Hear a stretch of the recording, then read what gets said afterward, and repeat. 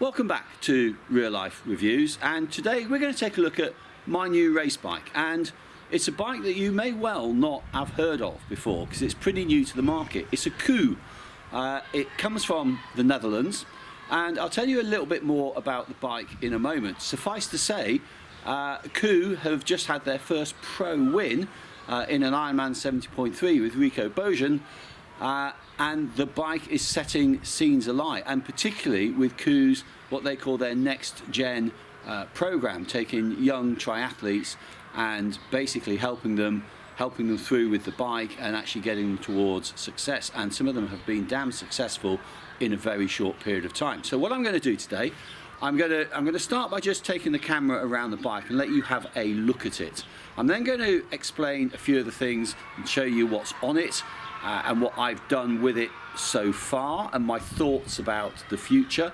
I'll tell you a bit about the buying of this bike because it's a really interesting process. This bike is made for you, the individual. So yes, a bike fit is part of the system of buying, but actually it's two ends of the system. It's the start point to get your measurements to make the frame for you, and then obviously the final fitting to get it perfect in the end. So I'm going to tell you a bit about the buying process. Well, just let's have a little quick look around the bike first of all. And by the way, the paint job, that's something they will do anything. Go on to Ku's website, have a look at what they've got, look at their Instagram, look at their Facebook page. You'll see some pretty natty colours. I've been quite stable, quite low with this one, but I like it. Let me know what you think anyway in the comments below. So I promise not too much talking to start with. I'm just going to move the camera nice and slowly around, and then once you've had a bit of a look, I'll talk you a little bit through elements of the bike. There we go. Okay, so let's do this sort of front end to back. So Zip VUCA shift bars, they've got, so I'm running SRAM red on here.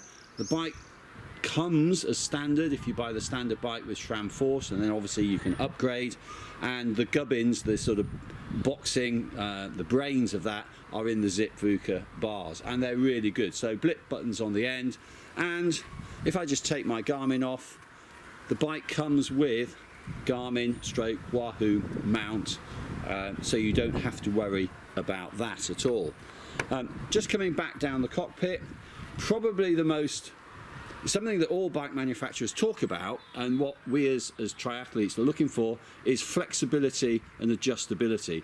Well, this is, and we'll explain a little bit more in a moment, a fork steerer system, and all this stacking from the top of the fork up here, it is simply a case of undoing the bolts on top, lifting off, and you can change and adjust the stacking as you like. It is that simple. It is really simple to do.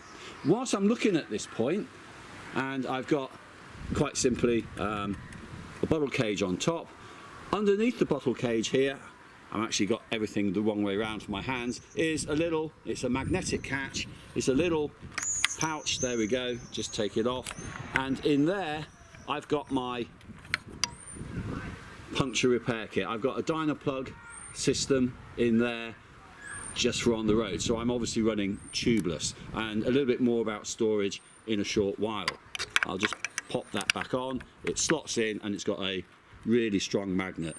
Not had a problem with that yet at all. Just coming down, so flat base bar, 38cm width, and then we've obviously got the SRAM blip buttons down on the side there, so you can change when you're on the base bars for when you're climbing. Hydraulic brakes, and a really clever system is tucked up inside. We have a sort of Formula One, and a little bit more about that in a moment, system whereby you can unclip the hoses and you don't lose any pressure. So if you do have to take the base bar off for some reason, not a problem. So as I say, hydraulic discs, and if I take the picture round to the front, what you will notice is the forks, the width of the forks, And then also the fact that we have no crown. Because we've lost rim brakes, we now have, or we're able to now have, this huge amount of space that comes above the wheel, and hence everything else coming up and having fork steerer. But this huge amount of space allowing airflow to flow neatly all the way through.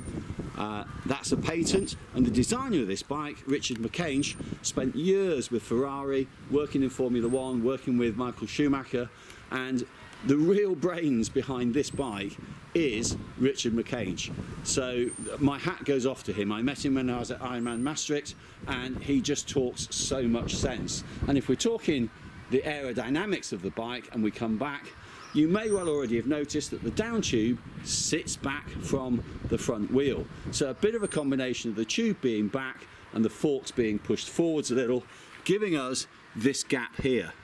Now it's really, really nice to have a wheel that sits right in, and that's great in a wind tunnel when the wheel is rock solid. But even in a straight line, our wheel is vibrating from side to side all the time, and that's then exposing the front of this down tube, which is then going to cause more resistance. So what this enables us to do, or enables them to do, is to have an aerodynamic foil in effect on the down tube, and the wind and the airflow is just much, much smoother. So coming down, I said tram red, there we are, and at the moment I've got my old Vector Garmin's on because I did a longish ride and was going through town at both ends of the ride. I've actually got Faveros for this bike. I've been wearing Faveros, just doing what I call an aero loop near me, but I do find them really hard to clip in and out, and I didn't want to risk things on this bike in town. Bottom bracket, I've got ceramic speed, and as we trip to the back, you will see that I've got ceramic speed, aero, OSPW, oversized pulley wheels.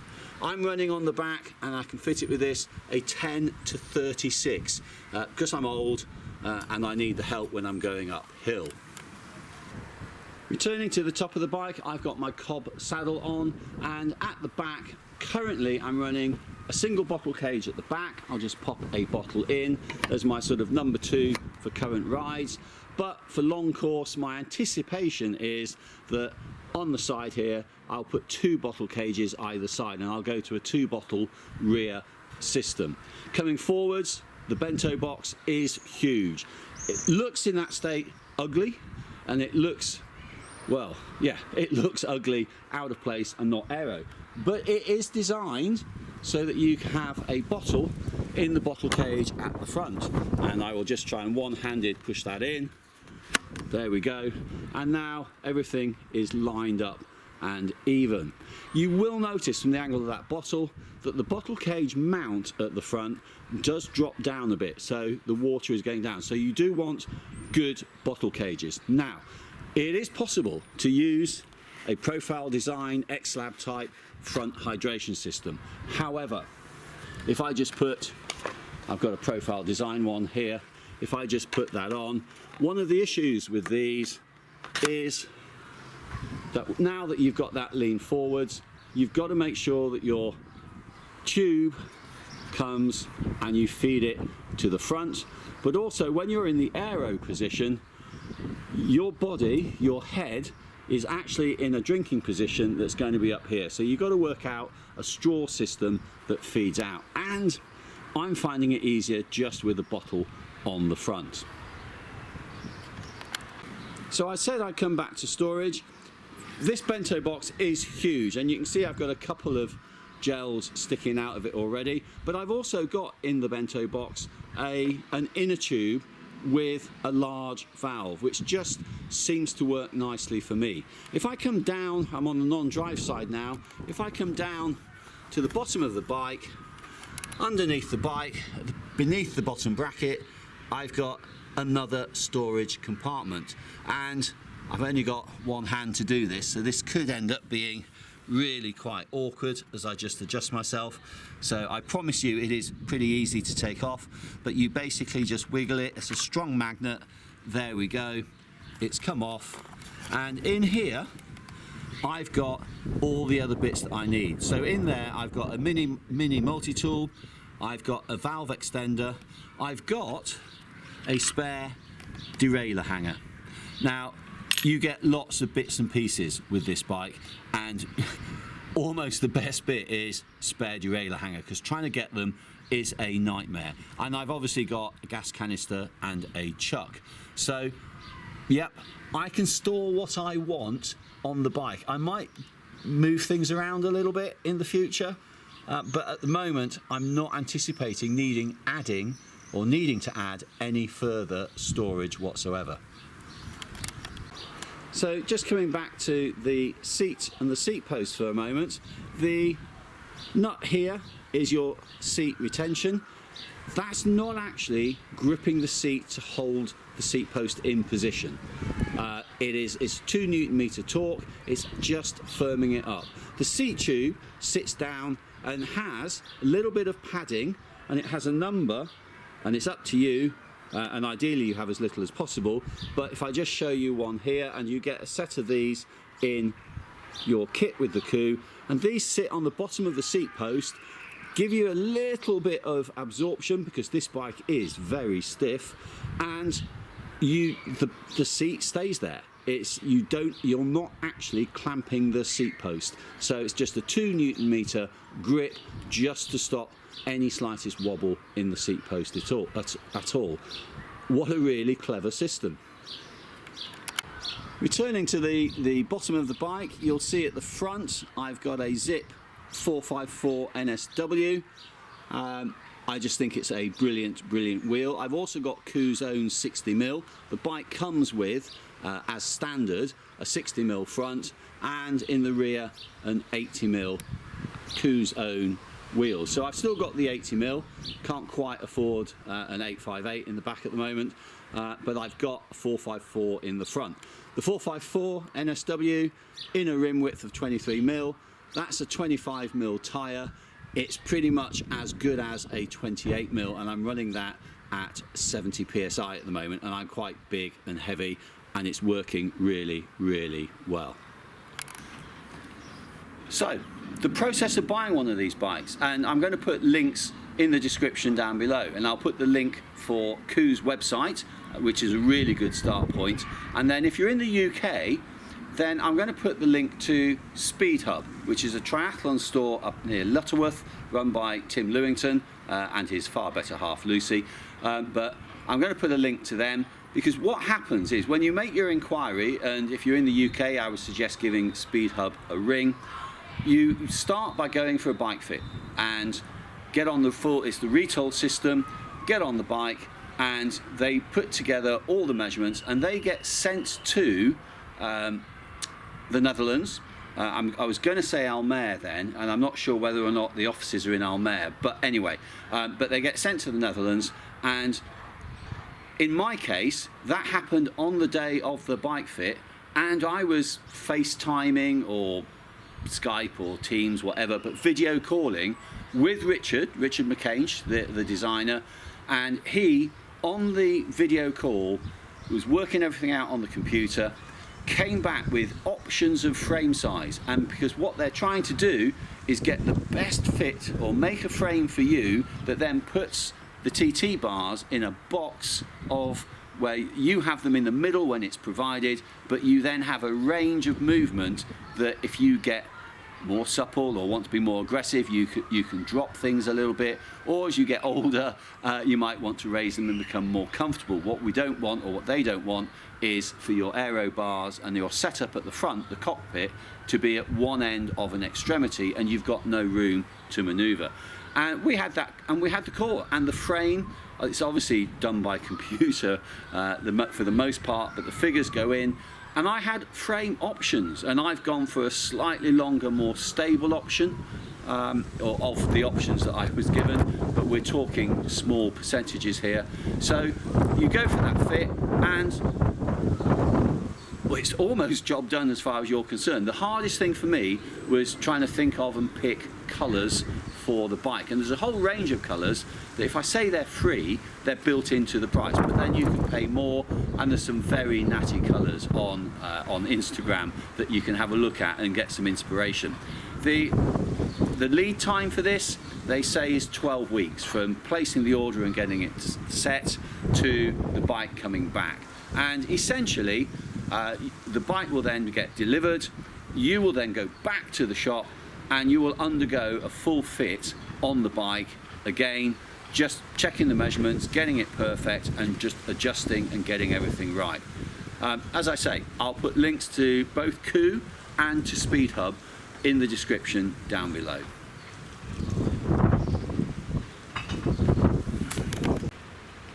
So do I like this bike? I absolutely love it. Is it quick? Stunningly quick. I didn't think I would ever get, I know there's a bit of a new bike thing about this, but in the time I've just had with it, I am knocking PRs on segments on Strava that I thought I would never beat again. I got them 5, 6, 7 years ago, even longer, and this bike is just damn quick. It's twofold. I think one is the aerodynamics, and it's designed to have you on the bike. So you put it in a wind tunnel and it stacks up, and there's lots of data with this bike against the Cervelo P5, etc. But you put a person on this bike and it becomes much better. The fork system, the down tube, your knees actually being in line with the down tube and where disruptions are and aren't, and allowing airflow. This is a seriously quick bike. The second thing about this bike being really quick is what Ku have done. They've turned around the model of you buy a bike that's sized sort of for your body and then you get a fit so that you can adjust, and they build the bike to you. It's as simple as that. It is comfortable. I have never been more comfortable in the aero position than on this bike. It's as simple as that, and I can't really say anything more. It's actually a pleasure to go from the bullhorns into the aero and get in that position because it's so comfortable. So yeah, Ku, thank you very much. This bike is stunning, and I can't thank Richard McCain, who designed it, Alex Bock, the sort of co-owner, the businessman of Ku Cycles, and also Tim Lewington at Speed Hub. I can't thank them enough for what they've done for me and in producing this bike. So thanks, guys. If you have any questions about this bike, then please do ask them, put them in the comments down below, and I will do my best to answer them, and if I can't answer them, I'll try and point you in the right direction for that answer. I've had this bike now for a little over a week. I've done over 100 miles on it, but I wouldn't, it's nowhere near a long-term test. At the end of the video, I'm just going to put some links to some of the bits on here. So I'll put a link to the Jacob 38 saddle. I'm going to put a link to the chuck that I use in here. And I'm also going to put a link to the lightweight multi-tool that I use in here. So hopefully you might find those useful. If you've enjoyed the video, please do give it a thumbs up, give it that like and share it with your friends. If you haven't yet subscribed to the channel, well, just click on the little round picture down there, and those links to the 3 other videos are going to be here, there and there. So thanks again for watching, and hopefully see you soon.